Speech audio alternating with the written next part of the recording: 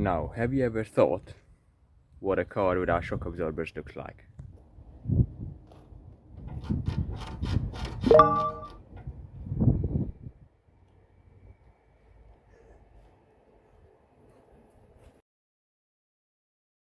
That is why it's not pulling it out, because that should be complete all the way around. I think this might actually be the piece that broke off, which is there. That's how it should be. This drive shaft on this Mercedes ML 350. This thing was clunking when you're turning right. You can see how much play there is compared to the new one.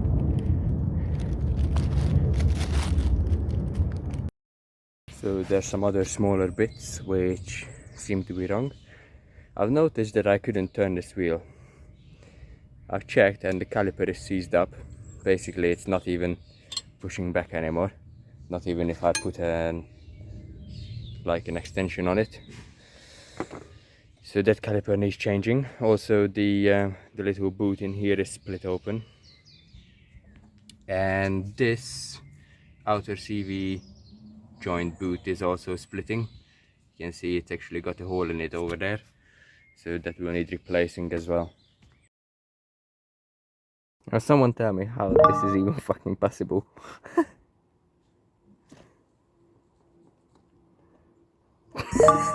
That's inside the screen. Yeah mate, I think you've got a bigger problem than just the handbrake cable. We'll need a new rear heat shield, because that's not holding anything. That's probably why it failed, by the way, because these rust away. We'll need the fitting kit, new brake shoes. Yeah. Well, I just found something that's not on.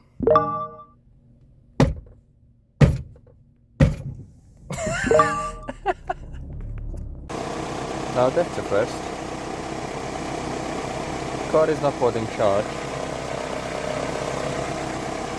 but when I've got the jumper pack connected, it's fine.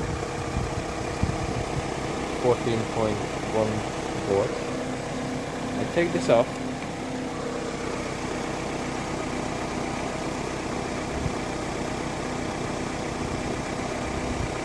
Interesting. If I put this back on,